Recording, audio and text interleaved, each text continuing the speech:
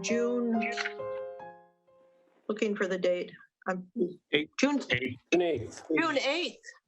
Yes, 2020, and it is 7:00 p.m.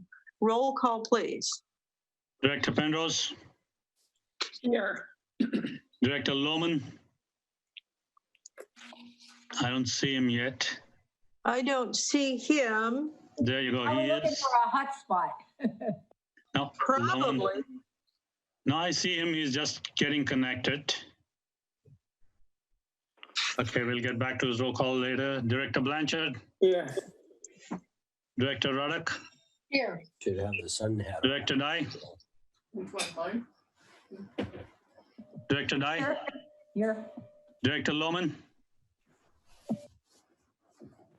Hello, Rick. Director Lohman, roll call.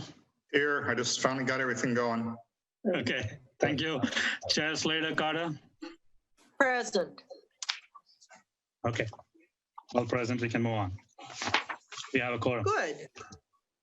We have, does anyone, if you have a public comment, go to the appropriate place on your Zoom and press raise hand. And I can see if we have any comment, if we have any public comments, or you can figure out how to tell us. I don't see any hands that are raised. And so we can move on out of public comment into consent agenda. Approve minutes of May 11, 2020 for the regular board meeting. Approve disbursement for June 8th, 2020 attached. And receive fiscal year 1920 revenue and expense report for period ending April 30, 2020, also attached. Do we have a motion? Move. Who was that? So me, Jim. Jim. Thank you, Second. Jim. And second from Rick Lohman. Discussion. All those in favor? Aye. Oh, roll call vote, please. Okay, Director Penrose, Aye. Director Lohman, Aye. Director Blanchard, Aye. I just lost my agenda. Director Ruddock, Aye. Director Dye, Aye, and I'd like to say I appreciate the financial report. thank you. Chair Slater Carter, Aye. All right, motion carries for a 5-0 vote, for a 6-0 vote for the consent agenda. Regular business, approved side letter of agreement with Stationary Engineers Local 39, updating the memorandum of understanding to comply with CalPERS requirements for the value of uniform allowance, and authorize the general manager to execute the side letter of agreement. So Keisha. Okay. Yes, so we received a circular letter from CalPERS last year in the month of November, mentioning that they would like to start reporting the uniform allowance, which is being given to employees who are in the classic category. And a lot of other agencies have already started doing that. And we discussed it with the union, with the Local 39 union, and with IEDA. IEDA is also present today. If there are any questions, Stacy is here from IEDA, ACQ, and she would answer questions. And therefore, we had discussions and we found out that the average cost per employee is about $29 per pay period. And we decided to go ahead and add this to the CalPERS reporting, and therefore the side letter is required where it authorizes the general manager to sign the agreement with the Local 39. Any questions I can answer, or otherwise Stacy can answer too. Barbara. Okay, so this just means that it gets reported, so they essentially have to pay taxes on that $29 a month. Yes. Correct. And it's, the way I read the report, it's safety equipment is not included. Materials that they need for safety on the job are not part of that $29 a month. Am I correct in that? Correct. Protective vests, safety shoes, stuff like that are not included. They're excluded. And we do not require them to wear uniforms? No, we do require them to wear these items, but these are not reportable to CalPERS. I'm sorry, the things that, only the things that we don't require them to wear go into this monthly charge. So if an employee wants to stop wearing the uniform, can they do that? I believe not. Stacy, are you there to answer any of these questions? Yes. So employees, the uniforms are provided to employees, and the update to the CalPERS the circular letter from CalPERS, the update was that the maintenance of these uniforms is pension compensable for purposes of retirement. So it's the maintenance of these, the laundering service for these uniforms is pension compensable. So the employees do their own laundry, essentially. No, there's a service. It's part of the uniform service. So we require them to wear these uniforms, or we don't? We require. Right. I mean, I'm fine with this because obviously it's an agreement with the union, but it didn't make a whole lot of sense to me that if we're requiring them to wear uniforms, that's not just part of their job requirement, and why should they have to pay taxes on that? The value of the maintenance of those uniforms is added actually to their final compensation when it's calculated for PERS. So they actually receive pension. And this is just for the classic members, by the way. I know that's outlined in the staff report, but it's just for classic members. Yeah, this is added value to them. Yes. They don't have to wash them. Okay, I'm fine. I'm not objecting to it at all. I just wanted to make sure I understood it because it didn't make a whole lot of sense to me. But okay, thank you. Okay, do we have any more questions? I don't see any hands waving. Do we have a motion to approve the side letter? Move to approve. Let me see. I heard two. Who wants to make the motion? So moved. Dr. Penrose, and a second, please. Second. Rick, roll call discussion, roll call vote, please. Director Penrose? Yes. Director Penrose? Yes, okay, sorry. Director Lohman? Yes. Director Blanchard? Aye. Director Radek? Yes. Director Dye? Yes. Chair Slater Carter? Yes. Motion passed. Motion passed unanimously. Moving along to construction of wet weather storage expansion project. Okay. This is a project which has been bid after the consent of the board last time in the month of March, April. And that's for all of you to refresh your memory. This has been bid already twice, and this is the third time we have taken it out for bid. And there has been a number of questions from the directors today. I've tried to answer some of them, but some of them will probably get answered during our discussion now. I have put together a small presentation, a PowerPoint, which I would like to share with you before we start discussing about it.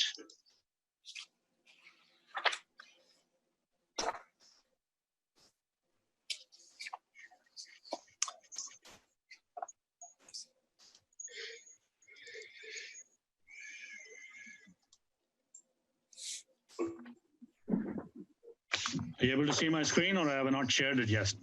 You have not shared it yet. I knew I'd done something wrong.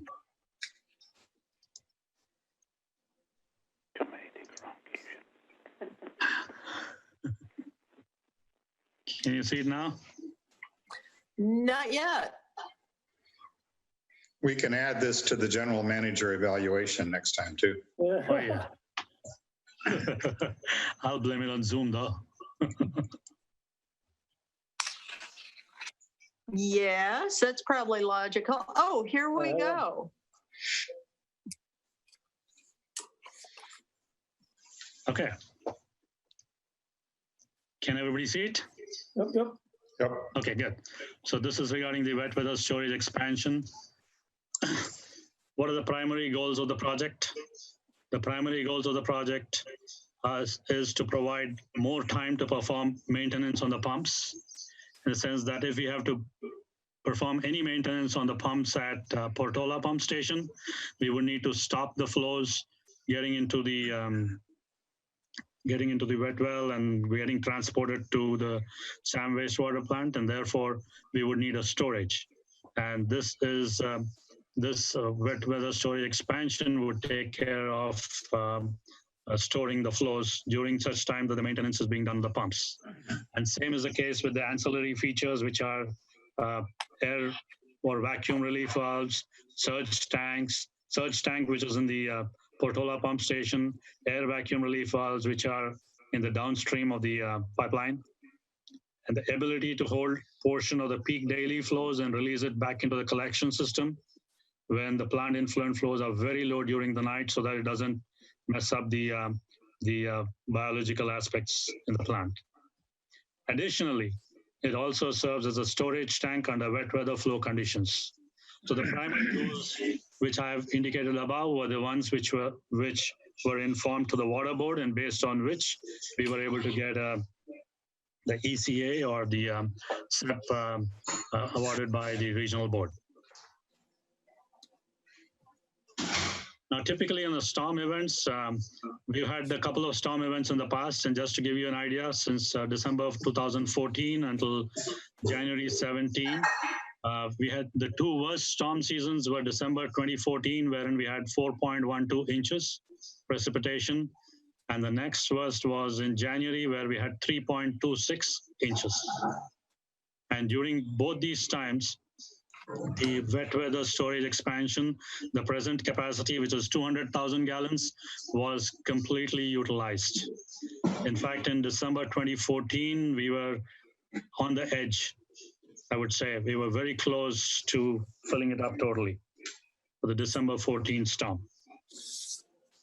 Just to give you an idea about the flows which take place during such storm events, in December 2014, the influent flow, if you see that in the 6th column, we had an average flow of about 6.27, which wherein there was a maximum influent flow of about 10.07 million gallons per day. That was at 22 hours, which was at 10 in the night. And the next day was at 8.89, which was at midnight, literally past midnight, 2 minutes past midnight. And the next storm, which was on 2017, which was slightly lesser nature, was on 19th January and 20th January, wherein we had a high of 9.55 maximum. To give you an idea about our permit, the Regional Water Board permit indicates that a peak hourly flow of 15 MGD is permitted. And we went close to 10.06 in the month of December 2014.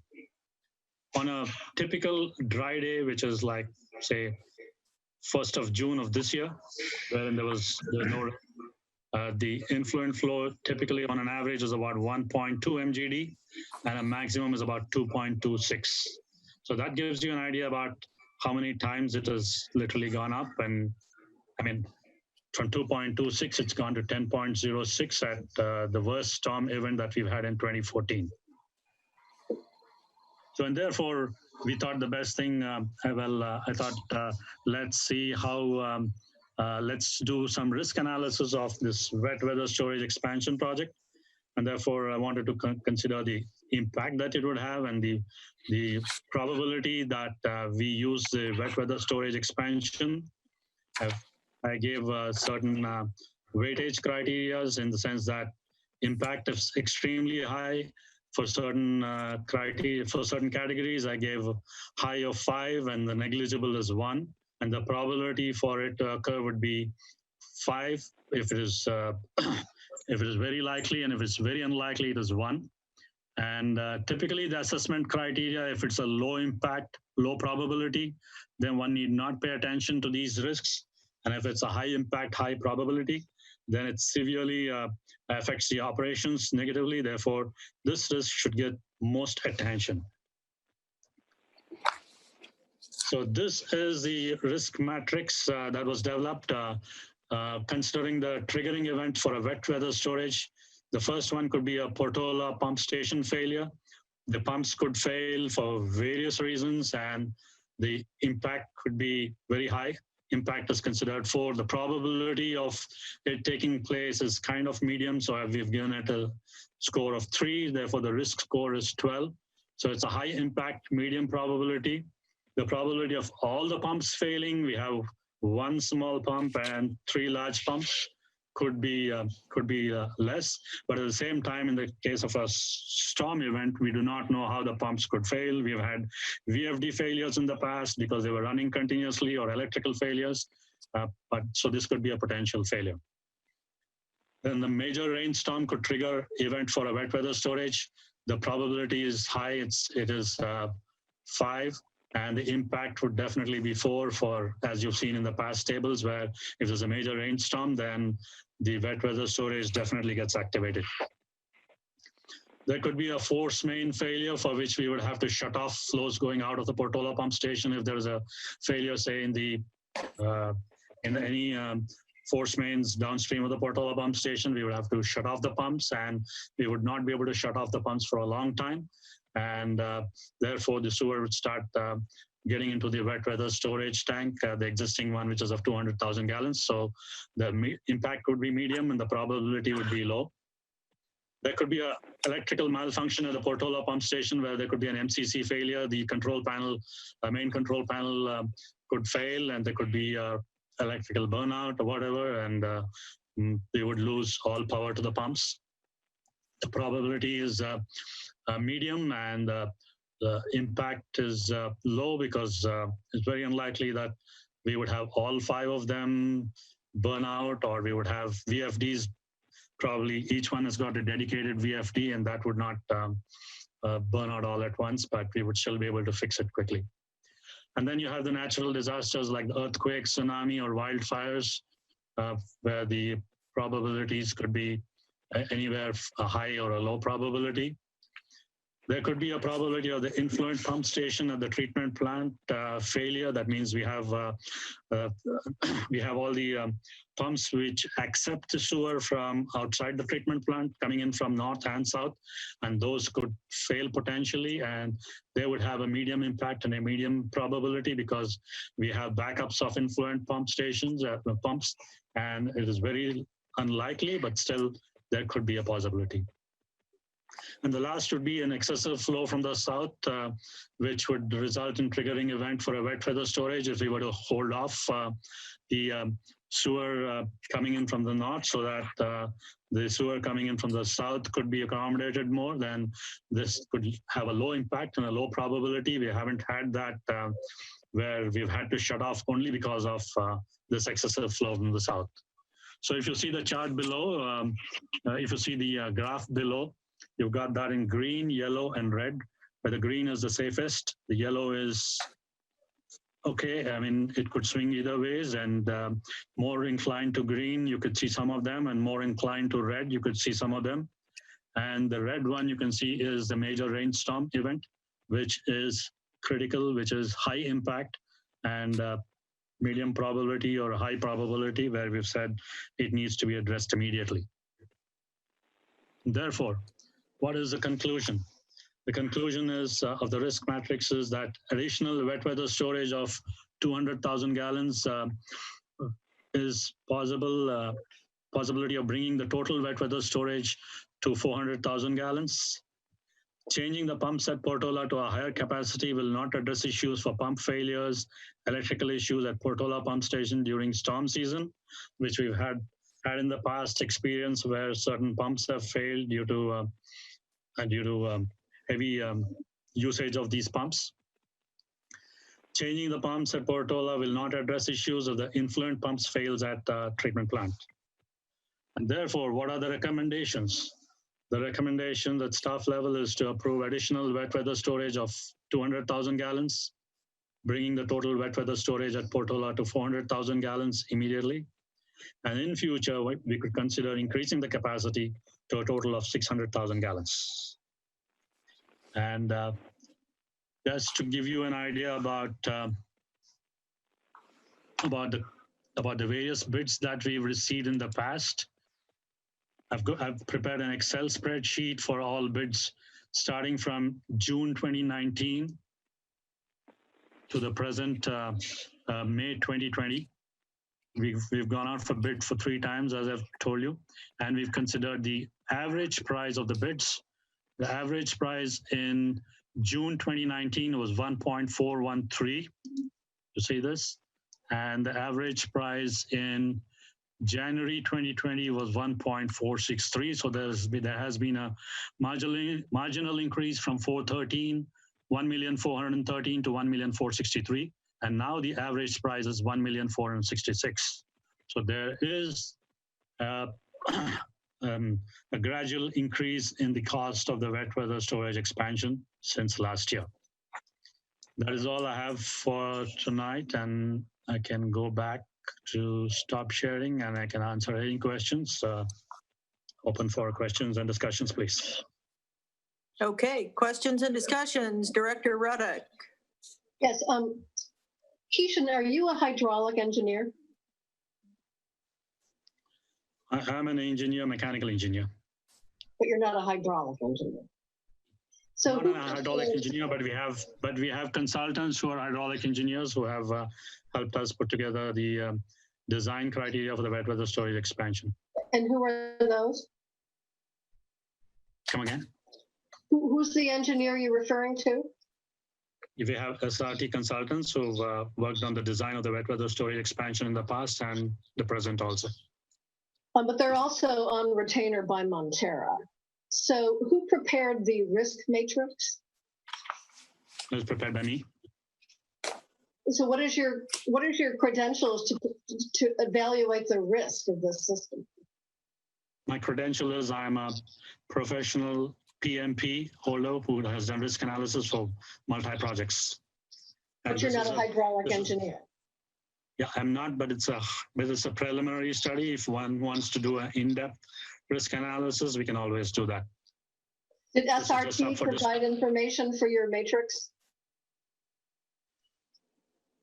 It's provided from the past reports, which are provided by SRT, yes. Thank you. And most of them are fact figures. The flows and the flows are all fact figures from SCADA.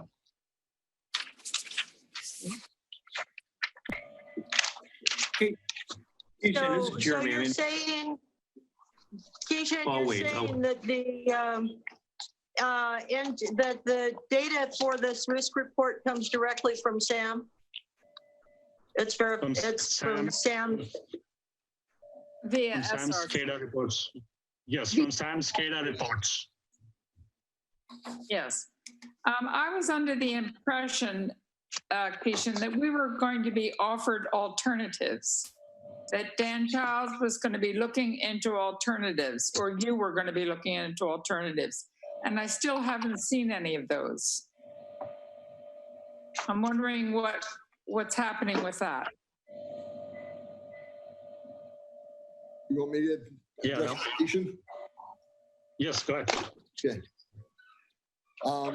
So I have sent a couple of reports to Keishan, and I think they've gone to the board, if I remember right. We did look at alternatives. The major one that came out and had some advantages was adding pumps to the pump station. There's certain members that disagree with that direction. My feeling on it and the strength that I saw in it is the ability to get the water to the treatment plant rather than storing it out in the system. One of the issues you have with the Portola pump station is it's going to be capped at about 4 million gallons of flow. So when your storm flows get up to 4 million gallons, you're going to start going to storage at that point. Where if you have pumping capacity, the treatment plant's capable, as you saw, the highest flow we've had has been about 10. Part of that reason the highest flow has been 10 is because you were storing flow. Your peaks have actually been much higher than 10 out in your collection system. But you've had the ability with increasing the pumping capacity of pushing about 8 million gallons from the treatment, from the northern side of the facilities to the treatment plant. And if you add that with the higher peak numbers that we've seen from Half Moon Bay from the south, you're still slightly under the 15, which is theoretically the plant capacity.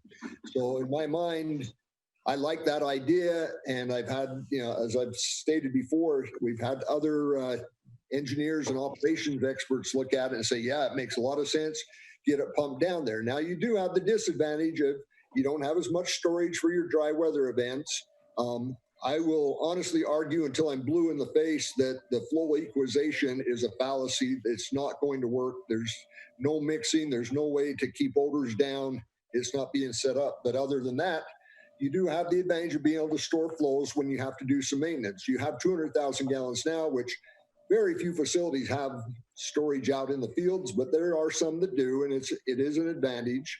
But yeah, the big one that came out to me, Deborah, as we went through the evaluation was to pump the flow to the treatment plant, which would increase, the pumping capacity there. We'd have to have a bigger and a new generator, which we need a new generator there anyway.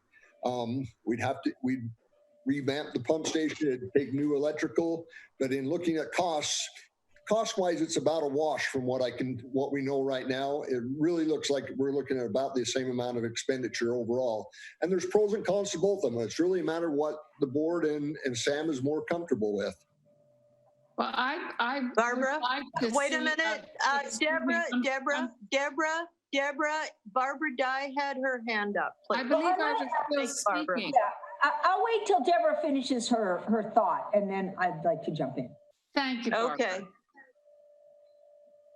Yes, my thought was that I would like to see us do that evaluation and do it and put the monies down, talk about what the cost of the construction would be, what the soft cost would be, what the oversight would be, all of it, and see what we're talking about. Because, with this wet weather storage problem, tank issue, we've seen nothing but increasing costs. We have not budgeted for it. We don't know what a lot of the costs are going to be yet.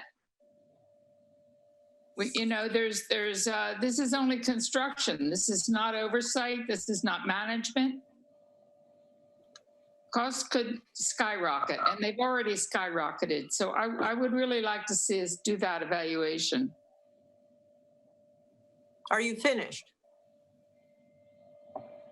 I actually agree with Deborah. I would like to bring this back in 2 weeks. My main question is, has this been run by the 3 agency managers in the context of a manager's meeting to get their feedback and thoughts, not only on the various options, but how to present this to the board? I feel as if there's a lot of information, but I don't feel that I have the information to really make a judgment on whether to support this at this point. I hear Dan's proposal.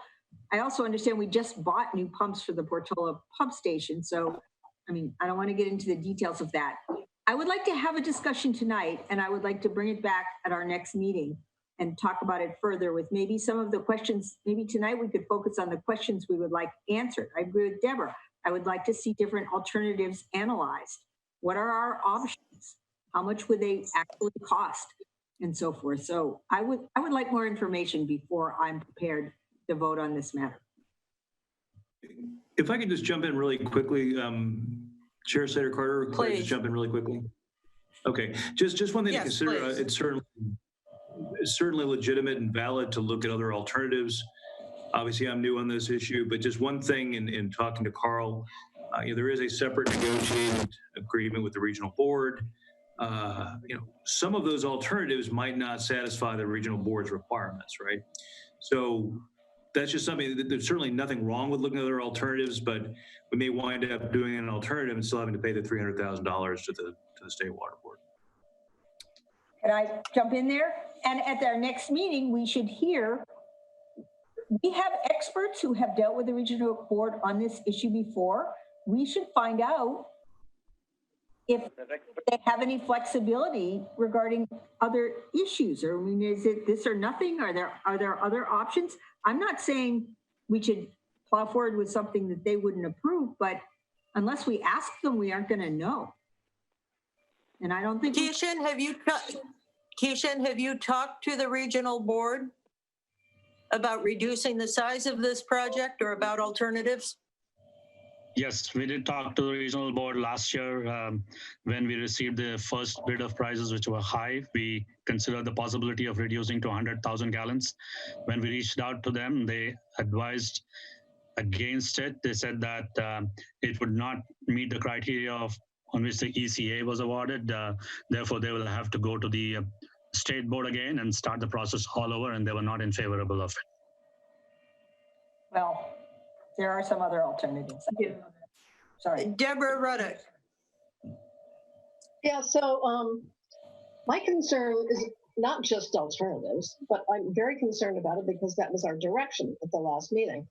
But these bids, especially when you add on, the soft costs, et cetera, we're talking of a doubling, more than doubling of the project costs.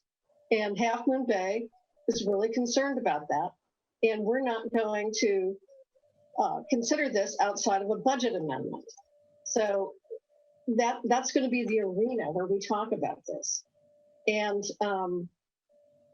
so I think there are multiple problems with the proposal on the table. And we would like, our attorney to talk to the regional board as well. The $300,000 is not linked to the project. That's separate. The project cost is separate from the penalty cost of $300,000. So you don't consider the $300,000 in the project cost. So when you do that, you're talking about more than a doubling of the cost. So we have a real problem with that. Deborah, could you explain your comment on budget amendment? I lost you there. Yeah, so this is an exceptional cost to the member agencies outside of the budget process. You're expecting us to just approve it and then amend the budget later.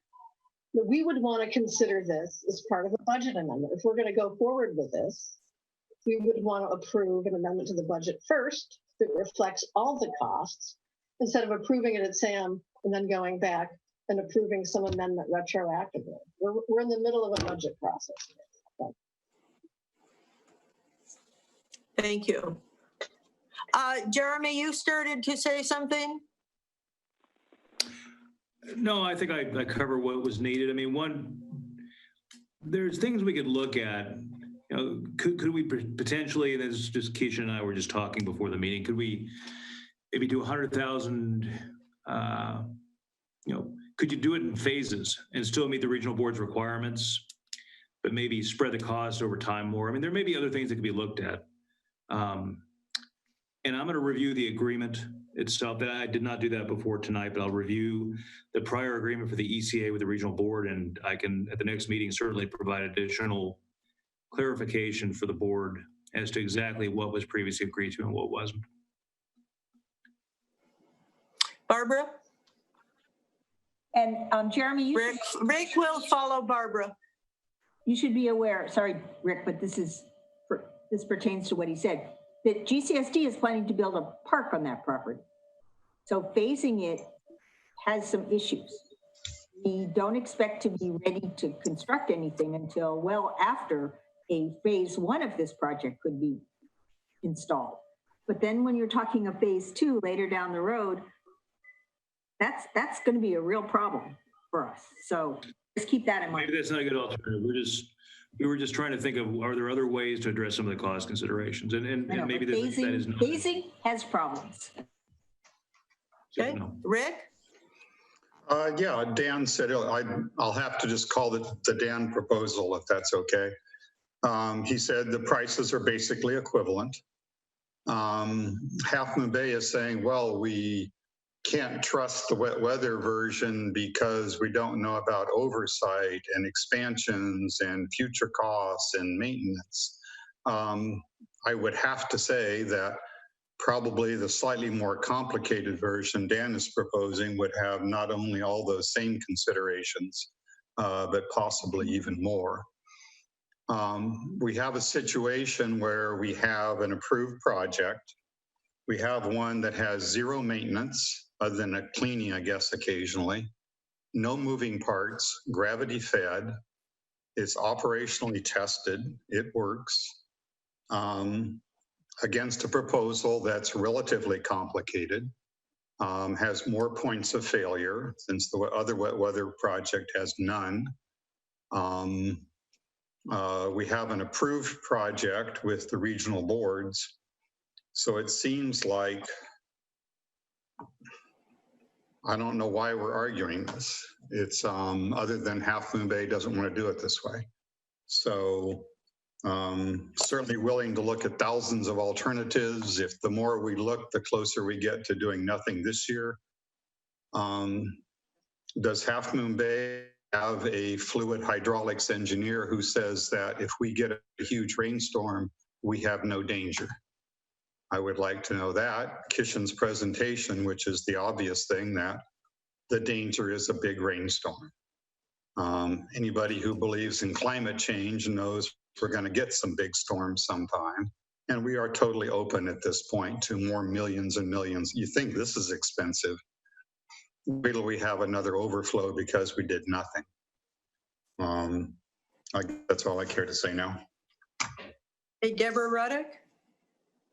So, Keishan's not a hydraulic engineer, and Dan hasn't provided an evaluation of his alternative. All we have is Dan's opinion that this might be a good idea.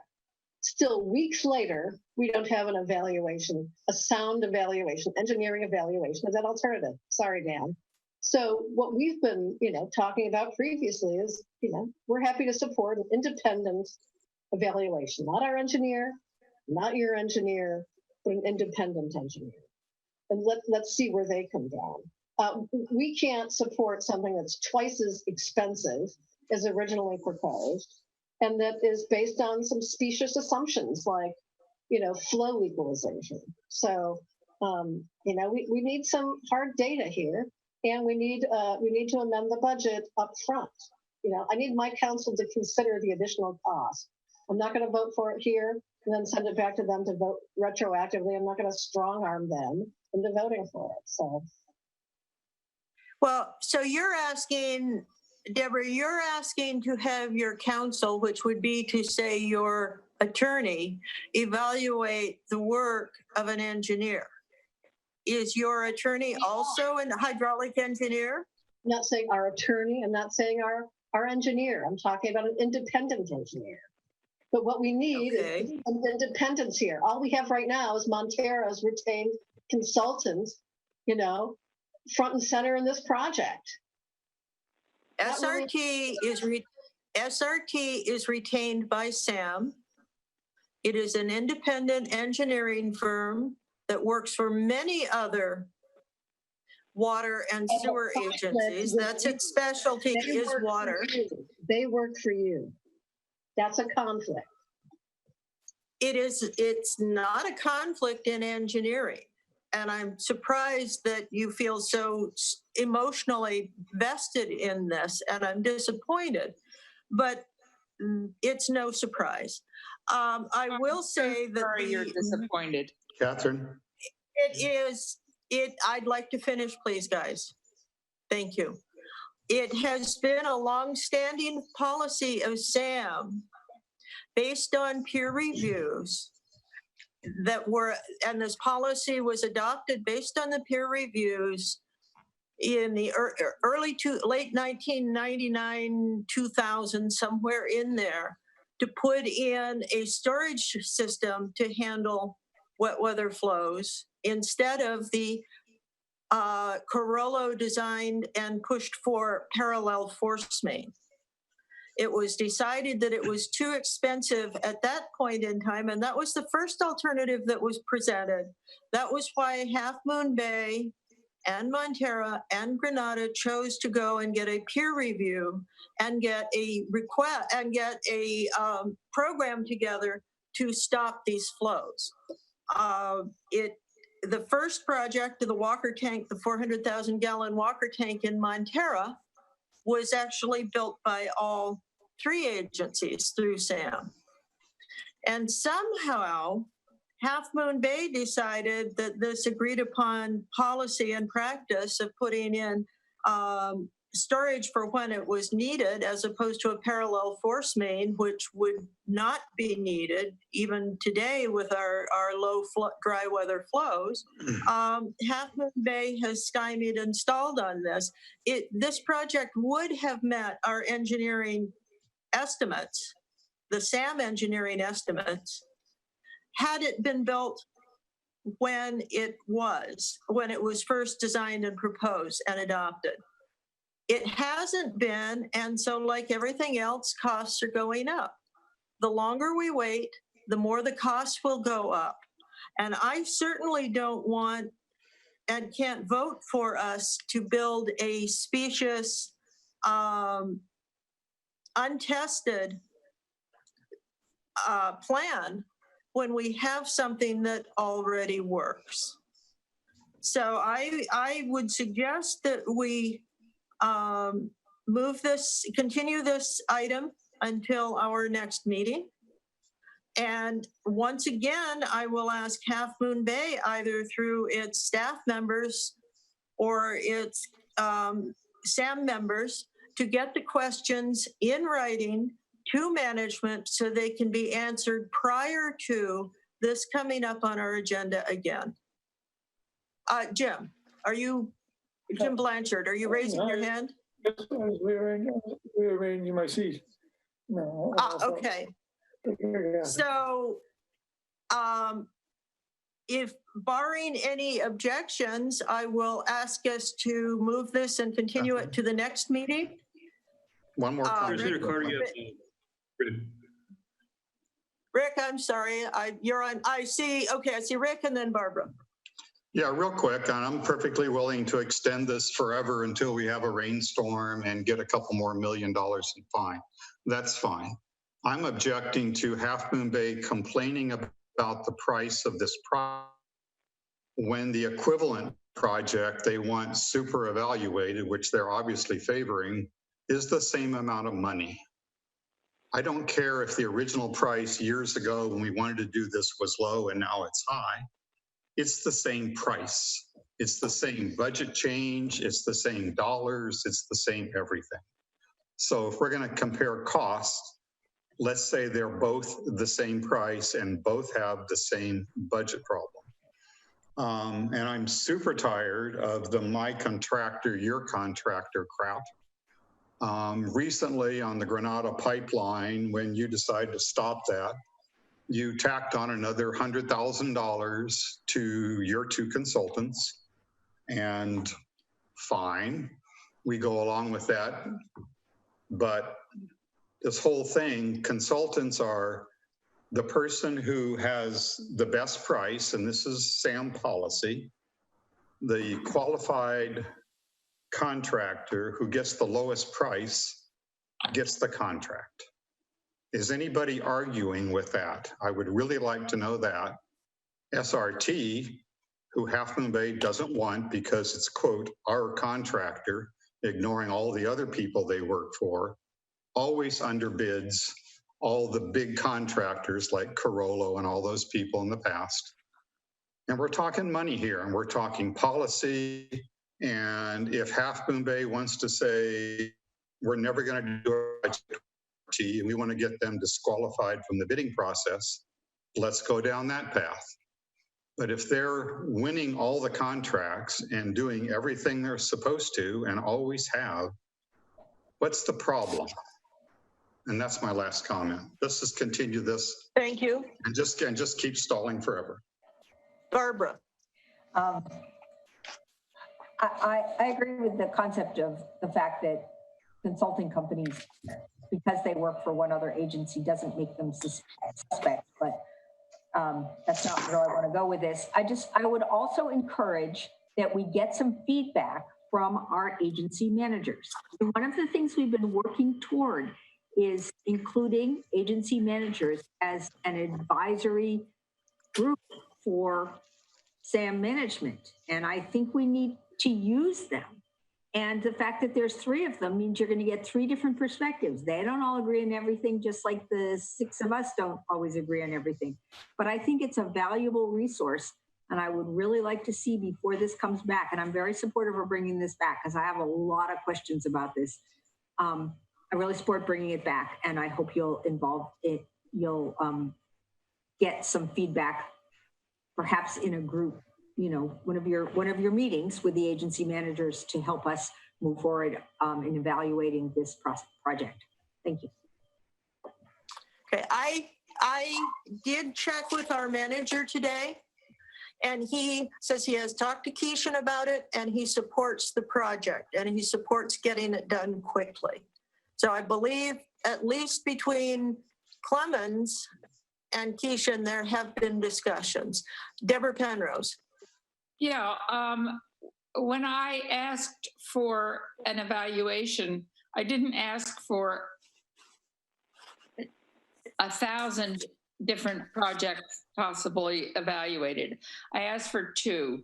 The one that Dan mentioned with additional pumps and the wet weather storage system. Those 2 items fully fleshed out with all of the costs included, including the construction, including construction management, oversight, insurance, all of the costs included, so that we know what we're talking about.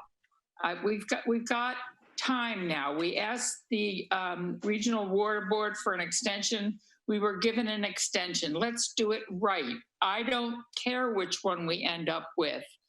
I want to end up with the one that's the best. And if the costs are the same, then we evaluate it on the merits of what are the pros and what are the cons. If the costs are different, we use that in our evaluation as well. And I also agree that we need to have the general managers involved in the discussion. Thank you, Deborah. Thank you. Keishan, have the general managers been involved in this discussion?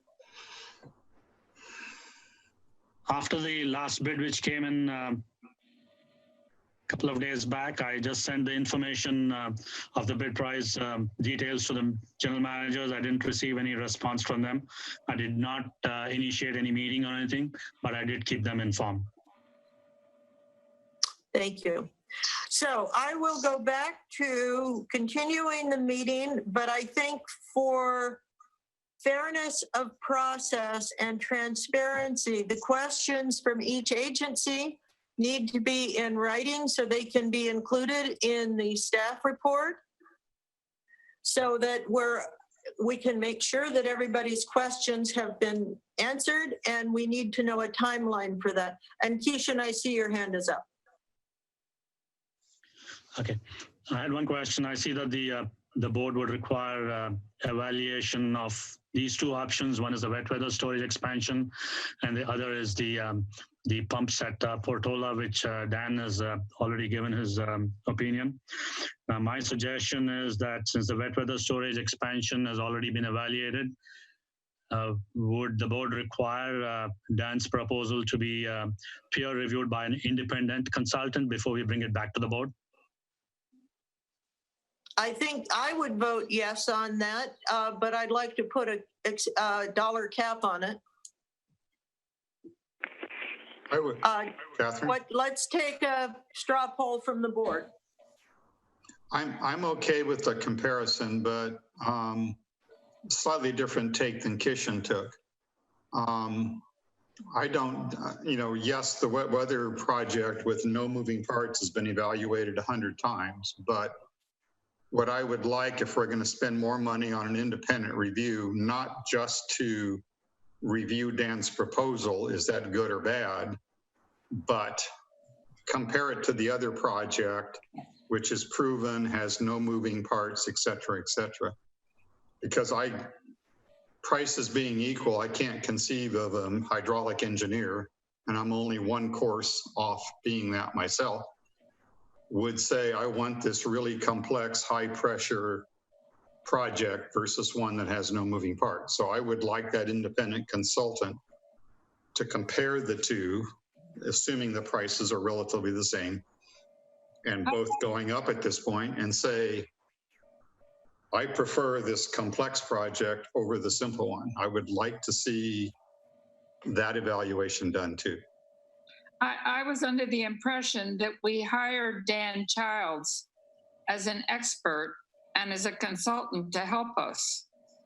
I'm not sure why we would ask someone else to evaluate Dan. I mean, how many consultants do we need? I think My question too. I think Dan I have it. is good enough. Deborah Ruddick next. Thank you. Deborah So Ruddick. I'm not willing to just assume that these projects cost the same. I don't have any solid evidence that that's the case. So one approach might be to have Dan scope out what the PPS alternative is and take the data for the wet weather and the data as scoped out by Dan and have an engineering cost estimator look at the costs and compare the cost, all the costs, and, separately have somebody just review these alternatives as both feasible, or not. So just have Dan create a scope of what the alternative would be, and have both evaluated on costs and feasibility. Barbara Dye. I would also like to see some evaluation of a no project alternative. What happens if we can't agree and nothing gets done? Excellent. I think that's good. Dan is not a hydraulic engineer, nor is the person who drafted his proposal that he presented it to us. So I'd like to see Dan's proposal drafted by a hydraulic engineer as well, as long as we're going for hydraulic engineers. And I would also like to see a side-by-side chart of costs and pros and cons of each project. Yes. I'm particularly interested in the long-term operations costs of the two alternatives. Yeah, Because I think we have to look at your first cost is, it's just like anything else. You buy it, and then the operations and maintenance is what kills you. So, Keishan, are we done with this item? I don't see any more hands up. Can I raise my question? Sure. I just want to throw out what you're talking about is going to take more than 2 weeks. We probably need a month to be able to get engineers on board and have them look at this and make it all happen. So I just want to make sure, because We have time for that with the bid. Yes, we do have time for 60 days. Okay. So we can Okay, so possibly, we will continue it. We will continue it not to the next meeting, but the meeting after. But again, I want each agency to put their questions and concerns and requirements in writing to Dan, to Keishan. If it's not addressed within within say a week and a half, so that the engineers can be found and act on it, then I think it should be put to rest, because you would not have considered it salient. Yep, so we'll take it to the July 13th meeting. We'll bring it to the July 13th meeting. Yeah, Chair Senator Carter, do you want to have a motion to table till a date certain?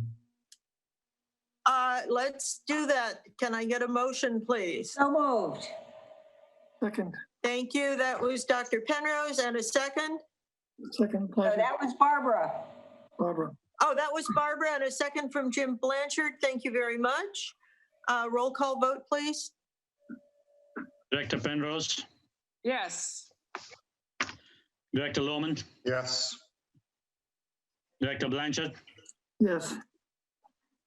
Director Ruddock, Yes. Director Dye, Yes. Director Slater Carter. Yes. Thank you very Motion passed. much. Item 4C, review and approve updated design documents for the Portola pump replacement project and authorized bid documents and bid procedure. Yeah. The board gave us an approval in January 2019 to procure 2 pumps for the Portola pump station because the present 2 pumps are pretty old and are of very old ancient design with an extended shaft and needs replacement. And therefore these pumps and motors are procured, and they arrived in the month of October, November of last year. And we are ready to perform the installation of these pumps and motors. And this staff report is basically allowing the board of directors to discuss the design documents and authorize the general manager to move forward with the bid process of advertising and seeking contractors to complete the installation of the 2 already procured pumps at Portola. Questions and discussions, please. Okay.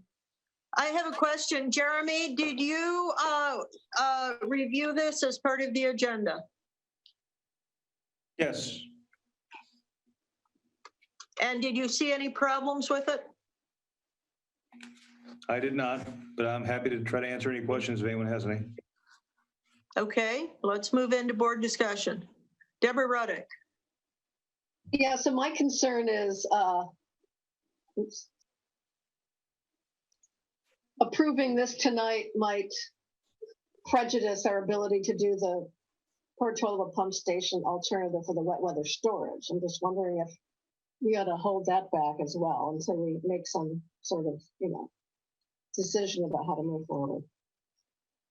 Rick? We've purchased Barbara. these things, right? Yes. I have They're already to assume available at that the- when we agreed to purchase them, we would agree to install them. That's all. Okay, but I have a question, and that is, will installing these pumps, obstruct our ability to do a Portola pump station alternative for wet weather flood?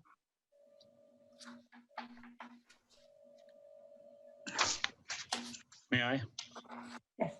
Please.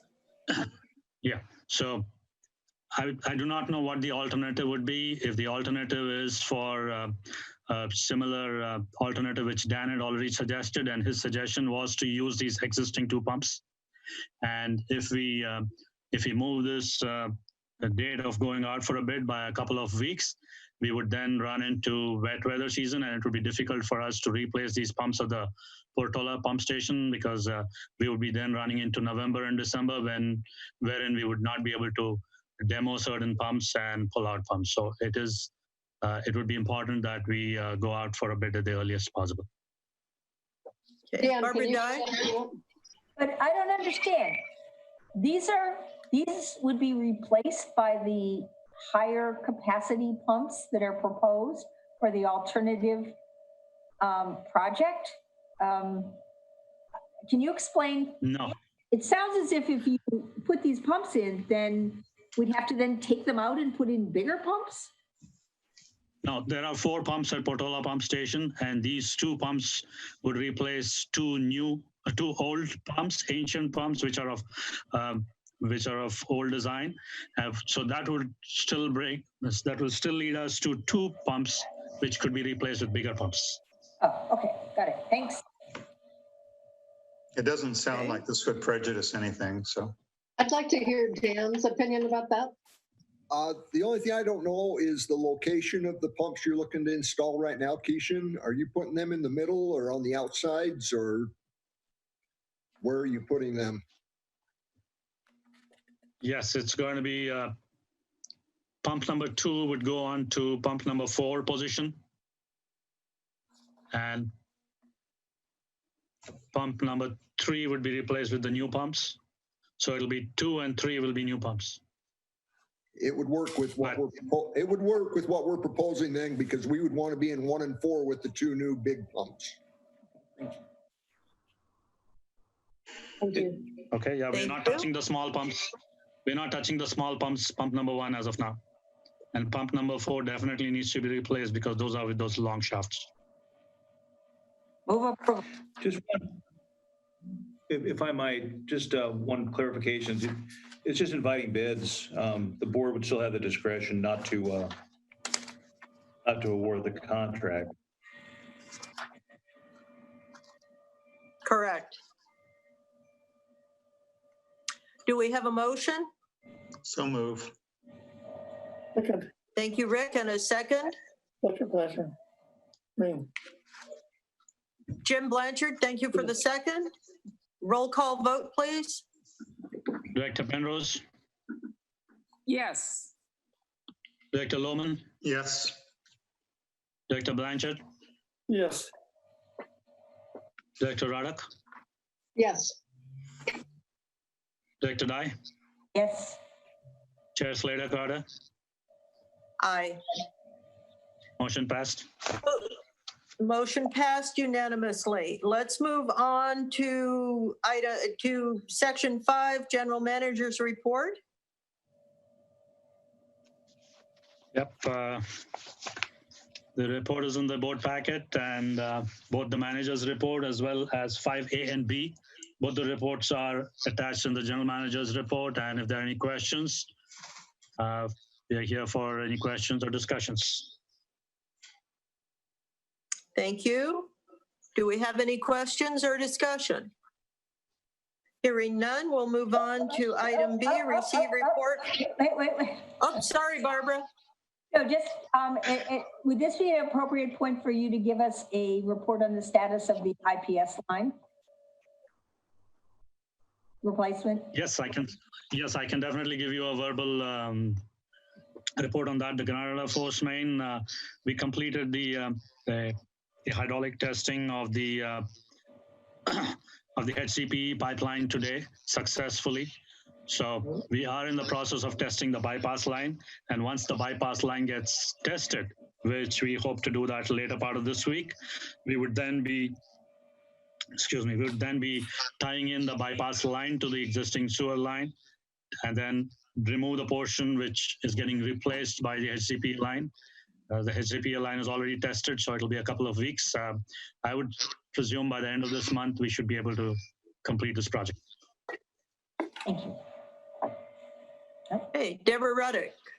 Yeah, so we've been reading a lot in the media about COVID-19, and they've been talking some articles about being able to assess a community's activity based on sewage flows. And just wondering, have you been thinking about that at all? Should we be testing our effluent to determine, what sort of COVID infection is going on in the community? Are we having trouble with masks and gloves and other PPE clogging a system? What is our experience so far? Yeah, we have tied up with Stanford. In fact, Stanford had come over here, collected some samples. We are waiting for the results, and I believe this is a low priority for them because they are doing a lot of other tests on persons and other things. So it is already in the queue, I would say. Would you like to add anything to that, Tim? Do you have any other latest information? Tim? The latest from Stanford would be that we've halted the samples that they're doing right now because they have a pretty good backlog of samples. And initially, the test kits that they were using are the same test kits that they're using for human testing. So in the beginning, there was obviously a shortage of testing. So what they're doing now is they froze the samples and they are backlogging, and then they're going to contact me then when they want to resume sampling. The biggest thing I've noticed in regards to PPE is some masks you can get. The N95s are obviously difficult to get. Some of the other masks you can get, but we can get, various face coverings of sorts. Gloves have gone up. I mean, gloves are twice as much. The nitrile gloves are twice as much as they have been in the past. And the volumes that I can get are a lot less now than what I used to get. So that's the part that's problematic right now, is finding the gloves for the guys, and the women at the workforce, that we need to protect them. A lot of the other stuff I can get, but the gloves are difficult. That's good to know. So are we seeing anything in the effluent itself? Like, are things coming into the plant, clogging pipes, like gloves or masks or anything like that? Or an increase in the use of We've had a couple issues up in some pump clogging up in the Montera district with the flushable wipes. We had overflow. It was a small overflow. It was a Category 3 overflow in the Granada Sanitary District about a week and a half ago, and that was a combination of roots and wipes. I don't know. I can't say that it was directly related to everything that's going on. It looks like maybe someone was doing some work and a plumber had stuffed a bunch of stuff down the I probably shouldn't say that because that's makes it sound bad, but it looked like someone put a bunch of stuff down the pipe that caused an overflow of sorts. It was minimal. It was only like 10 gallons. It's more of an irritant than anything else, because the guys really work hard to, they're really proud of their record, as well they should be, for the small volume and incidents of overflows that we've had. But as far as in the plant and other locations, no. The short answer is I haven't seen a lot of things at the plant that would indicate that we've had, lots of problems. So what can we do to make sure staff has the PPE they need? Is there anything additional we can be doing? I reach out to different places. Our uniform company they have access to stuff that I've not been able to get access to, so that's good. I reach out to different agencies and see what they use and who they use for vendors. I'm just tapping all sorts of resources to see what I can do to try to acquire the safety PPE and requirements that staff needs. Are you at least getting by for now and not exposing yourselves? I mean, I want to know that you're making do in the meantime. Yes, it's probably important to know that I'm probably not going to expose myself. And I'm getting all the gloves and everything currently that we need. So we're getting by. It's not as comfortable as I'd like to be. I'd like to have a little bit more stock, but we're getting by currently. But I don't see it as a problem that's getting any better in the near future. Great, thank you.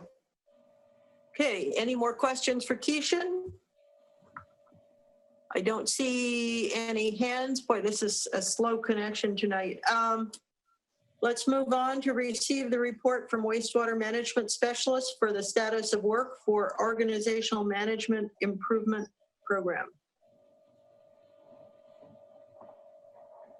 Yeah, so Dan Child from Wastewater Management Specialist is there. If the board has any questions, he's here to answer on his report.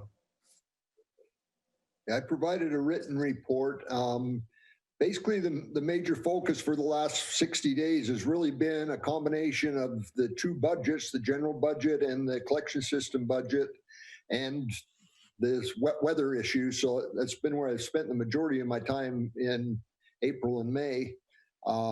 May considerably less than April. April was a definite crash course on getting things done, and we got a lot done during the month. But things are going well. It's definitely would be nice to be back on site, and I hope to be there relatively soon. And Other than that, like Keishan said, if there's questions you have on the report I sent, glad to answer anything.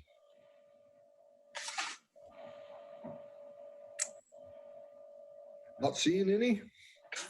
Well, I see that you write, Dan, that WMS spent considerable time evaluating projects, needs, and alternatives for the wet weather storage project. Correct. Recommendations were presented and a very brief discussion was held with the board of directors. And then the project was rebid. Do you have anything to add to that?